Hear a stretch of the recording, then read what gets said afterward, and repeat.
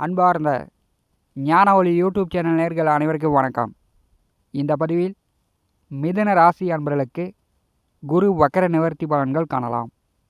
வாக்கிய கணித பஞ்சாங்கப்படி 2025 வருடம் பிப்ரவரி மாதம் 11ஆம் தேதி, தமிழ் மாத தேதிப்படி குரோதி வருஷம் தை மாதம் 29ஆம் தேதி குரு வக்கர நிவர்த்தி அடைந்து நேர்கதியில் ரோகிணி நட்சத்திரம் 3ஆம் பாதத்திலிருந்து முன்னோக்கி செல்கிறார். மாசி பங்குனி விசுவாவசு வருடம் சித்திரை மாதம் 28ஆம் தேதி ரிஷபராசியிலிருந்து மிதுன ராசிக்கு ஜென்ம குருவாக வரப்போகிறார். மிதுன ராசி அன்பர்களுக்கு 7ஆம் வீட்டிற்கும் 10ஆம் வீட்டிற்கும் அதிபதியானவர் குரு. மிதுனம் கன்னிராசிக்கு குருபுகான் பாதகாதிபதி. தற்போது சூரியன் அஸ்தமனத்துக்கு பிறகு கிழக்கு நேர் உச்சி வானத்தில் குருபுகானை தரிசனம் செய்யலாம். இந்த குரோதி வருஷம் பார்த்திங்கன்னா சனி புகானும் சரி, ராகு கேதுவும் சரி, குருபுகானும் சரி, 4 வருட கிரகங்களும் மிதுன ராசிக்கு சாதகமில்லாமல் சஞ்சாரம் செய்து கொண்டிருக்கிறார்கள். கடந்த 4 மாதமாக மிதுன ராசிக்கு 12ஆவது வீட்டிலே அயன சயன போக விரைய மோட்சஸ்தானத்திலே குருபுகான் வக்கரகதியில் சஞ்சாரம் செய்து கொண்டிருக்கிறார். இப்போ இந்த காலகட்டத்தில் பார்த்திங்கன்னா மாரகாதிபதி என்று சொல்லக்கூடிய செவ்வாய் 2ஆவது வீட்டிலே நேச நிலையில் அவருடைய 8ஆம் பார்வை சனி புகான் மேல் விழுந்தது. இந்த காலகட்டத்தில் பார்த்திங்கன்னா மிதுன ராசி அன்பர்களுக்கு அல்லது மிதுன லக்கணத்தில் பிறந்தவர்களாக இருந்தாலும் சரி, குரு புத்தி நடந்துச்சுன்னா எந்த திசையாக வேண்டுமானாலும் இருக்கலாம். குரு புத்தி நடந்துச்சுன்னா நண்பர்கள், உறவினர்கள், வாழ்க்கை துணை, முதல் ஆண் குழந்தை இவர்கள் வழியில் இழப்புகளை, பிரிவை சந்தித்திருக்கக்கூடும். நெருங்கிய நண்பர் நல்ல ஆலோசனை சொல்லிக்கிட்டு இருந்தார், நல்ல நண்பர் திடீர்னு இறந்திருப்பார். அதே மாதிரி கணவன் மனைவிக்குள் பிரிவுலாம் ஏற்பட்டிருக்கும். மூத்த மகனுக்கு நோய் நொடி மருத்துவ செலவு, இல்லைன்னா வாழ்க்கை துணைக்கு நோய் நொடி மருத்துவ செலவு, நிறையா விரைய செலவுகள் செய்திருக்கக்கூடும். கையில் காசு தங்காத அளவுக்கு கடுமையான விரயங்களை காட்டிருக்கும். 12ஆவது வீட்டிலே குரு வக்கரகதியில் இருக்கும்போது இந்த செவ்வாயினுடைய நிலையும் சரியில்லை. பங்குனி மாதம் 22ஆம் தேதி வரை சந்திரபுகான் நட்சத்திரத்திலே குருபுகான் சஞ்சாரம் செய்கிறார். குரு வக்கர நிவர்த்தி அடைந்து சந்திரபுகான் நட்சத்திரத்திலே நேர்கதியில் முன்னோக்கி வரும்போது மிதுன ராசி அன்பர்களுக்கு விரயங்கள் குறையும். தனஸ்தானாதிபதி நட்சத்திரத்திலே தொழில்ஸ்தானாதிபதி சஞ்சாரம் செய்யும்போது தொழில், வியாபாரம், ஏற்றுமதி, இறக்குமதி, பிஸ்னஸ், வண்டி வாகனம் ஓட்டுநர்கள், முதலாளிகள் இந்த கால நேரத்தில் நல்ல லாபங்களை கொடுக்கும். குருபுகானுக்கு வீடு கொடுத்தவர் மிதுன ராசிக்கு 10ஆவது வீட்டிலே ராகுவுடன் கூட்டு சேர்ந்து உச்ச நிலையில் சஞ்சாரம் செய்கிறார். அப்போ 4ஆவது வீட்டிலே கேது, 10ஆவது வீட்டிலே ராகு. வண்டி வாகன ஓட்டுநர்களாக இருந்தாலும் சரி, முதலாளிகளாக இருந்தாலும் சரி, இந்த காலகட்டத்தில் ஒரு வண்டியோ 2 வண்டியோ புதுசாக வாங்கி விடலாம். அந்த அளவுக்கு நல்ல வருமானங்களை கொடுக்கும். விவசாயிகளுக்கு கடந்த 4 மாதமாக ஆடு, மாடு, கோழிகளுக்கு நோய் நொடி அதுக்கெல்லாம் மருத்துவ செலவு செய்திருப்பீங்க. இப்போ கால்நடைகளுக்கு செலவுகள் குறையும். கால்நடைகள் நல்ல ஆரோக்கியம் பெறும். விவசாயிகள் விவசாயத்தில் பூஞ்சி வைத்து பூ எடுத்து கொண்டு இருப்பவர்களுக்கு பூ மூலம் நல்ல பணம் சம்பாதிக்கலாம். சந்திரபுகான் நட்சத்திரத்திலே குருபுகான் வக்கர நிவர்த்தி அடைந்து முன்னோக்கி வரும்போது அதிகமாக பேசுவதை குறைத்து கொள்வது நல்லது. வாய்க்கு வந்தபடி கண்டபடி பெண்களை குறை சொல்வது, பெண்கள் அப்படின்னா மனைவி, பிள்ளை, அம்மா, நண்பர்கள், இப்படி பெண்களை குறை சொல்வது, அவதூறாக பேசுவதை இந்த காலகட்டத்தில் குறைத்து கொள்ளுங்கள்.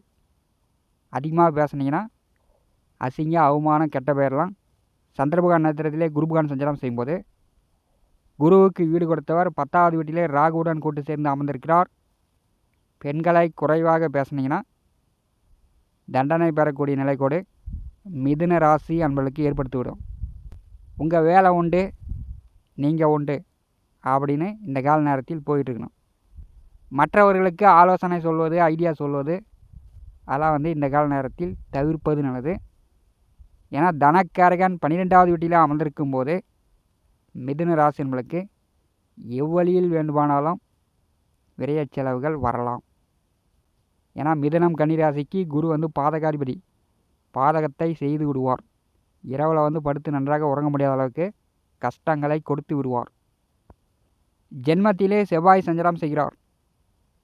பங்குனி மாதம் வரை அவசரப்படுவது, ஆத்திரப்படுவது, கோபமாக பேசுறது இதெல்லாம் கண்டிப்பாக நீங்கள் தவிர்ப்பது நல்லது. உணர்ச்சி வசப்படுத்தும், யாரையாவது அடிக்கணும், யாரையாவது திட்டணும் அப்படின்னு உங்களை கோபப்படுத்தும் போது பொறுமையாக தான் நீங்கள் இருக்கணும். பொறுத்தார் பூமி ஆழ்வார், பொங்கினவர் காடாழ்வார் என்று பெரியோர்கள் முன்னோர்கள் பழமொழி சொல்லி வைத்திருக்கிறார்கள். இது பார்த்திங்கன்னா முழுமையாக மிதுன ராசி லக்ன அன்பர்களுக்கு 100% பொருந்தும். பொறுமையை கடைபிடிங்க. 12வது வீட்டிலே குரு வக்கர நிவர்த்தி அடைந்து முன்னோக்கி வரும்போது குரு புகான் அப்படின்னாலே தங்கத்துக்கு அதிபதியானவர். பேங்கில் தங்க நகை அடமானம் வைத்து கடன் வாங்கியிருந்தீங்கன்னா கடனை கொடுத்து அடைச்சிட்டு நகையை வாங்கிடலாம். அதே மாதிரி வீடு, நிலம், சொத்து அடமானம் வைத்து அந்த பத்திரங்களை கடன் வாங்கியிருந்தீங்கன்னா கடனை கட்டிட்டு பத்திரங்கள்லாம் வாங்கிடலாம். வருமானம் வரத்துக்கு வாய்ப்பு உண்டு. குரு சுக்கிரன் பரிவர்த்தனையில் இருக்கும்போது தகாத வழியில் ஈடுபட்டு, கெட்ட பழக்க வழக்கம், தகாத வழியில் ஈடுபட்டு அசிங்க அவமானத்துக்கு ஆளாகக்கூடிய நிலையும் இந்த காலகட்டத்தில் ஏற்படுத்திவிடும். மாசி, பங்குனி, சித்திரை மாதம் 28 வரை இந்த 3 மாத காலம் மிதுன ராசி என்பர்கள் கெட்ட பழக்க வழக்கம் இல்லாமல் பார்த்துங்க. குரு புகானுடைய 5ஆம் பார்வை சுகஸ்தானமான 4வது வீட்டின் மேல் விழுகிறது. குரு வக்கர நிவர்த்தி அடைந்து முன்னோக்கி செல்லும்போது பெரும்பாலும் சுகக்கேடு நீங்கும். தாயார் உடல் ஆரோக்கியம் நன்றாக இருக்கும். 4வது வீட்டிலே கேது அமர்ந்திருக்கிறார். செவ்வாய், குரு, சுக்கிரன், ராகு 4 கிரக பார்வை இருக்கிறது. தங்க நகை, நிலம், வீடு, சொத்து, வண்டி வாகனங்கள் வழியில் விரயங்கள் குறையும். ஆடு மாடு ஆரோக்கியம் பெறும். 4வது வீட்டிலே கன்னி ராசியிலே ஏதாவது ஒரு கிரகம் அமர்ந்து திசை நடந்துச்சுன்னா, அந்த புத்தி இந்த காலகட்டத்தில் நடந்துச்சுன்னா அவர்கள் மட்டும் கவனமாக இருக்கணும். குரு புகானுடைய 7ஆம் பார்வை 6வது வீட்டின் மேல் விழுகிறது. 6ஆம் வீட்டின் அதிபதி ஜென்ம ராசியிலே அமர்ந்திருக்கிறார். பார்த்திங்கன்னா பங்குனி மாதம் 22ஆம் தேதி செவ்வாய் நட்சத்திரத்திலே குரு புகான் சஞ்சாரம் செய்வார். இந்த கால நேரத்தில் பங்குனி 22க்கு பிறகு பேச்சுவார்த்தையில் கவனமாக இருக்கணும். இப்போ வீண் தகராறு பிரச்சனைக்கு ஆளாகக்கூடும். கடன் வாங்கக்கூடிய சூழ்நிலையும் மிதுன ராசி என்பளுக்கு ஏற்படும். விவசாயம், மண், நிலம், பூமி சார்ந்த தொழில் வேலை செய்யக்கூடியவர்களுக்கு, கமிஷன், புரோகர், தரகு தொழில் செய்யக்கூடியவர்களுக்கு பங்குனி 22க்கு பிறகு நல்ல லாபங்களை கொடுக்கும். குரு பகவானுடைய 9ஆம் பார்வை அஷ்டமத்தின் மேல் விழுகிறது. பெரும்பாலும் மற்றவர்களுக்கு பணம் கொடுப்பது, வாங்குவது இதெல்லாம் தவிர்க்க வேண்டும். கடனாக பணம் கொடுத்தீங்கன்னா கண்டிப்பாக உங்கள் கைக்கு வராது. அஷ்டமத்தை குரு பகவான் பார்வை செய்யும்போது உடல் ஆரோக்கிய தொந்தரவுகள் நீங்கும். கோர்ட்டு கேஸு, வழக்கு, வில்லங்க, சட்ட சிக்கல் அதன் மூலம் இருந்து வந்த பிரச்சனைகள் இந்த காலகட்டத்தில் நீங்கும். மிதுன ராசிக்கு 5, 12வது வீட்டின் அதிபதியும் 7, 10ஆம் வீட்டின் அதிபதியும் பரிவர்த்தனை யோகத்தில் இருக்கும்போது வெளிநாடு வேலைக்கு முயற்சி செய்யக்கூடியவர்கள், வெளியூரில் தங்கி வெளிநாட்டில் தங்கி வேலை பார்க்கணும் அப்படின்னு முயற்சி செய்யக்கூடியவர்கள் முயற்சி செய்யலாம். விசுவாவசு வருடம் சித்திரை மாதம் 13ஆம் தேதி ராகு கேது பெயர்ச்சி நிகழ்கிறது. அப்போ ராகு 9வது வீட்டிற்கு செல்வார். பாக்கியத்திற்கு ராகு வரும்போது கம்யூனிகேஷன் தொடர்புகள் வழியில் வெளிநாடு மூலம், அயல்நாடு மூலம் பணம் சம்பாதிக்கலாம். தந்தையை மீறி நீங்கள் வந்து உங்களுடைய சுய உழைப்பால் சுய சம்பாத்தியம் பெற்று வீடு, வண்டி, வாகனம், நிலம், சொத்து சேர்க்கையெல்லாம் சுயமாக நீங்கள் சம்பாதித்து கொள்ளலாம். மிதுன ராசி இளைஞர்களுக்கு இது ஒரு நல்ல வாய்ப்பாகவும் இருக்கும். பூர்வீகத்திலேயே இருப்பதை விட்டு வெளியூர், வெளிநாடு வேலைக்கு முயற்சி செய்யுங்க. உங்களுக்கு வந்து இந்த காலகட்டத்தில் நல்ல முன்னேற்றங்களை கொடுக்கும். அடுத்த 3 மாதத்துக்கு பிறகு ஜென்ம குருவாக வருவார். ஜென்ம குரு வெளியிடத்தை தான் காட்டும். ஜென்ம குரு காலகட்டத்தில் நீங்கள் வந்து வெளியில் தங்கி வேலை பார்க்கும்போது குடும்பத்திலேயோ கணவன் மனைவிக்குள்ளோ மாமச்சாங்குள்ளோ பிரச்சனை இல்லாமல் பார்த்துக்கலாம். இந்த காணொலியை பற்றி உங்களுடைய மேனா கருத்துக்களை நம்முடைய கான்பாஸில் பதிவு செய்யுங்கள்.